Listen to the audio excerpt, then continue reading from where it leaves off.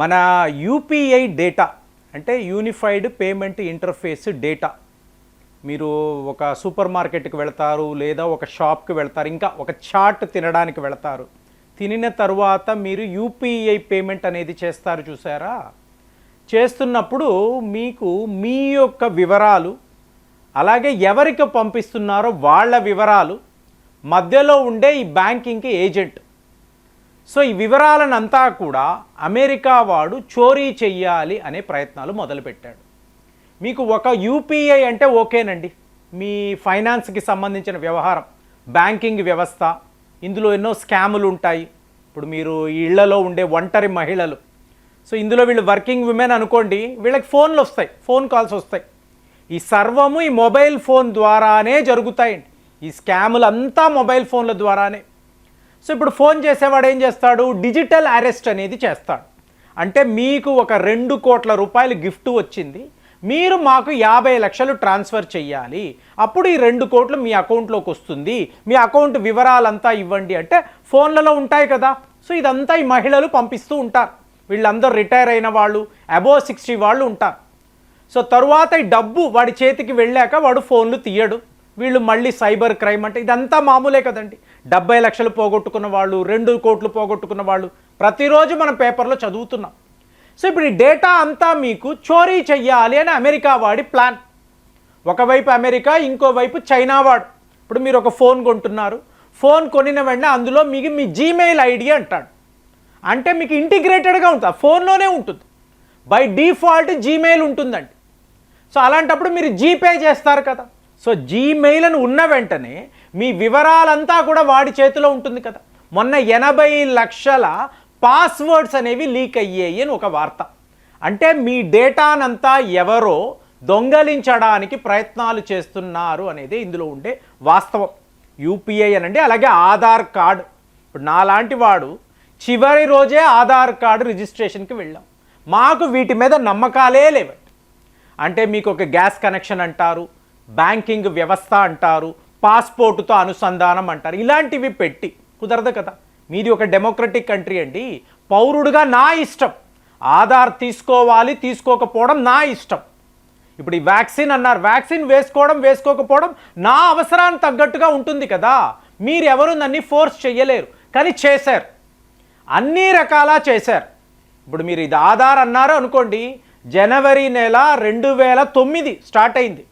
So వీళ్ళ plan ఏమిటి? మొత్తం భారతీయులు ఎంతమంది ఉన్నారో, నగరాలు, గ్రామాలు, టౌన్లు ఎక్కడ ఉన్నా మీరు ఆధార్ రిజిస్ట్రేషన్ చేసుకోవాలి. ప్రపంచములో ఎక్కడా ఇలాంటి ఒక వ్యవస్థ లేదండి. బయోమెట్రిక్ చేసి మీ వివరాలను పొందుపరచడము అనేది వరల్డ్ లెవెల్లో ఎక్కడా లేదు. అది ఇంతంత మంది డేటాను మీరు ఒక స్టోరేజ్లో, ఒక సిస్టంలో, అది ఏంటి యూనిక్ ఐడెంటిఫికేషన్. ఇది ఈ సిస్టమ్ యూనిక్ ఐడెంటిఫికేషన్. ఇంతంత వివరాలను సేకరించి ఫైనల్గా ఏమిటి, ఈ కంపెనీ ఎవరైతే ఇది చేస్తున్నారో, ఈ ఆధారు నమోదు చేస్తున్నారో, ఈ డేటాను కలెక్ట్ చేస్తున్నారో మొత్తము తీసుకువెళ్ళి అమెరికా వాడి చేతిలో పెట్టాలి. ఇది మినిస్ట్రీ ఆఫ్ ఫైనాన్స్ లెవెల్ నుంచి కూడా భారతీయుల టోటల్ డేటా మా చేతిలో ఉండాలి, మీరు ఏం చేస్తారు అంటే డీప్ స్టేట్ వాళ్ళు ఇవాళ కూడా చూడండి. మొన్న ఒక మిత్రుడితో మాట్లాడుతూ ఉంటే ఆయన ఒక అద్భుతమైన ఒక విషయం మాట్లాడారు. ప్రేమ్ గారు, ఎప్పుడైనా ఈ విషయాలు మీరు ఆలోచించారా? ఏంటండి, ఇప్పుడు యునైటెడ్ కింగ్డమ్ యొక్క జీడిపి ఎంత?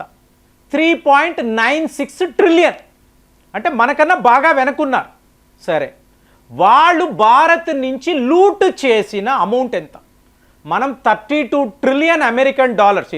ఏది 200 ఏళ్ల నుంచి 32 ట్రిలియన్ అమెరికన్ డాలర్స్ అని మాట్లాడాం. ఆయన అంటారు, ఒక వెర్షన్ 32 ట్రిలియన్ అంటారు, ఇంకొకళ్ళు 45 ట్రిలియన్ అమెరికన్ డాలర్స్ వర్త్.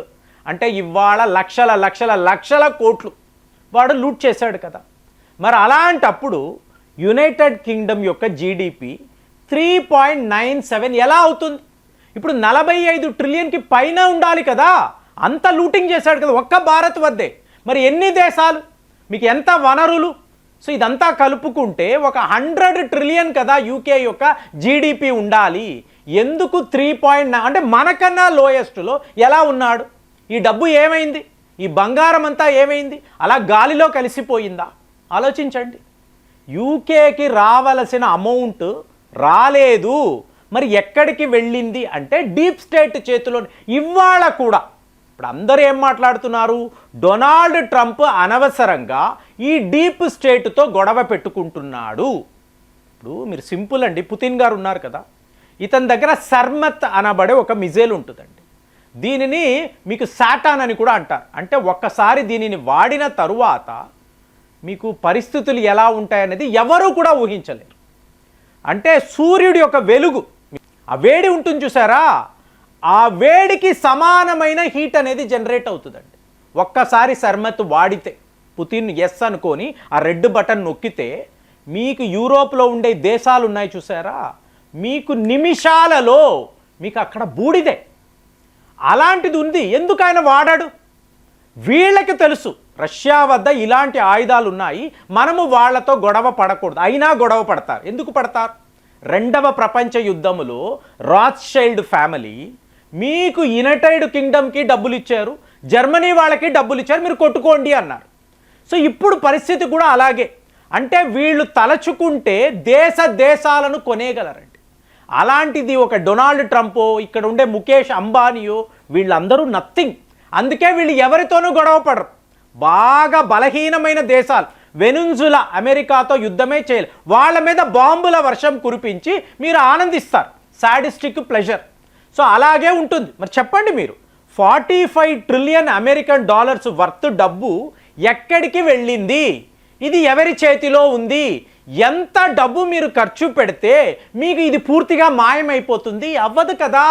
ఇంకా ఇంకా ఇంకా కూడా దీని వాల్యూ పెరుగుతుంది కదా.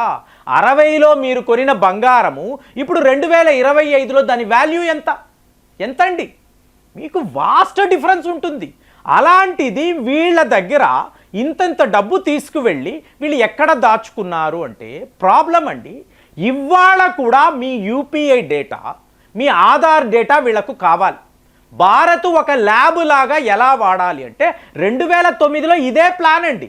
అక్కడ నుంచి వీళ్ళు ఎగ్జిక్యూట్ చేసుకుంటూ లక్కీగా 2014 వచ్చేటప్పటికి వీళ్ళ ప్రభుత్వం కూలిపోయింది, వీళ్ళు వెళ్ళిపోయారు. దాంతో తీసుకున్న డబ్బు మీకు ఈ మంత్రులు వీళ్ళ వద్ద ఉండిపోయింది. డేటా ఏమో అమెరికా దాకా వెళ్ళలేదు. ఈ డేటాను ఎలా తెచ్చుకోవాలి? ఏం చేస్తారండి? ఇప్పుడు మీరు మామూలుగా మైత్రి వనంలో తిరుగుతున్నారు అనుకోండి, ఆ ఏరియా ఎలా ఉంటుందండి? విచిత్రంగా ఉంటుంది కదా. మీకు ఎక్కడ చూసినా పైథాన్ అంటారు, జావా అంటారు, మీకు ఇలాంటివే కదా. ఇదంతా ప్రోగ్రామింగ్. సో ఇప్పుడు ఇదంతా ఎలా తయారవుతుంది? మీకు హయ్యెస్ట్ లెవెల్లో భారత్లోనే వీటి కస్టమర్స్ ఉంటారండి. సో మనమే హయ్యెస్ట్ లెవెల్లో పైథానో లేదా ఈ జావానో నేర్చుకుంటాం. సో వరల్డ్లో మనలాగా మీకు ఇలాంటి యాప్స్ అనండి, ప్రోగ్రామింగ్ అనండి, మీకు ఓవరాల్గా ఇప్పుడు ఒక యూరోప్ అనండి, అమెరికా 1 కోటి మంది 2 కోట్ల మంది మ్యాక్సిమం వాడతారు. భారత్ అంటే మినిమం 10 కోట్ల మంది. అలాంటి పాపులేషన్, యంగ్ పాపులేషన్, వీళ్ళందరికీ కూడా ఈ ప్రోగ్రామింగ్ కావాలి. దీనిని నేర్చుకుంటేనే నేను బతకగలను వీళ్ళు నమ్ముతారు. కాబట్టే మీకు ఎక్కడ చూసినా కూడా మీకు ఇవే ఉంటాయి. సో ఇప్పుడు ఈ డేటా మీ చేతిలో ఉంది, ఆధార్ డేటా ఉంది, మీకు యూపీఐ డేటా ఉందనుకోండి, ఎలాంటి ప్రోగ్రామ్స్ మీరు తయారు చేయొచ్చు. వీటినంతా మళ్ళీ భారత్లోనే మీరు అమ్మవచ్చు కదా. సో అలా చూసుకున్నారు అనుకోండి, మీకు ఇలాంటి డేటా ఈ డీప్ స్టేట్ దగ్గర, ఇది ఒక రాత్స్చైల్డ్ అనండి, జార్జ్ సోరోస్ అనండి, ముఖ్యంగా బెంగుళూరులో ఒక టెక్నాలజీ కంపెనీ, వాళ్ళకి పూర్తి ఫండింగ్ మీకు బిల్ గేట్స్ మెలందా ఫౌండేషనే. ఇప్పుడు ఆవిడ వెళ్ళిపోయారు. బిల్ గేట్సే ఫండింగ్ చేస్తాడు. ఎందుకు? ఈ డేటా కావాలండి. కానీ ఇప్పుడు ఇది జరగడం లేదు. ఎన్నో ప్రయత్నాలు, మోదీ ఏదో ఒక రకంగా ఆపగలుగుతున్నాడు. మరి ఈ డేటా ఒకవేళ నిజంగా వీళ్ళ చేతికి వెళితే ప్రపంచము ఎలా ఉంటుంది? వీళ్ళు కొల్లగొట్టిన దానికన్నా ఎక్కువ డబ్బు వీళ్ళు సంపాదిస్తారని మీకు అనిపిస్తుందా? ఇలాంటి దొంగ పనులు కూడా అమెరికా, చైనా లాంటి దేశాలు చేస్తూనే ఉన్నారు కదా. మరి వీళ్ళని ఏం చెయ్యాలి? ఆలోచించండి. ఆలోచించి కామెంట్స్లో రాయండి. మళ్ళీ వచ్చే వీడియోలో కలుద్దాం. జై హింద్.